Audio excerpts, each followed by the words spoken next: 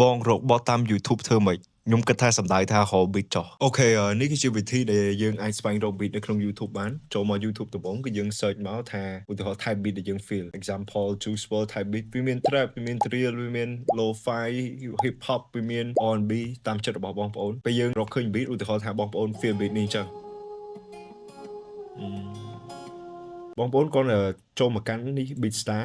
គេមាន link ចូលទៅដល់ Beatstar របស់គេហើយគឺបងប្អូនមានជម្រើសអាចឧទាហរណ៍ថាបើបងប្អូនគ្រាន់តែចង់ធ្វើ sample free ទេគឺបងប្អូនអាចចុច download នេះ free បានគ្រាន់តែយក beat នឹង record ទៅជា draft ហើយបងប្អូនធ្វើ sample ធ្វើអីធ្វើ melody អីតាមចិត្តរបស់បងប្អូនប៉ុន្តែគ្រាន់តែបងប្អូននឹងអាចយកទៅផុសបានទេសារផុសទៅជាប់ copyright ជម្រើសមួយទៀតគឺ beat នៅក្នុង YouTube ខ្លះគេមានដាក់អក្សរ free ហើយមានដាក់អក្សរ free ហើយបងប្អូនកុំភ្លេចអាន description ផងពេលអាន description ទៅម្ចាស់គេដាក់ថាឲ្យប្រើបានឬក៏មិនបានចំនួនទេគឺបងប្អូនអាចប្រើបានប៉ុន្តែបើគេដាក់ថាបងប្អូនត្រូវទិញបងប្អូនត្រូវទិញបើចង់បាន wave file ឧទាហរណ៍នេះ beat នេះ option នេះបើចង់បាយ song license wave file គឺ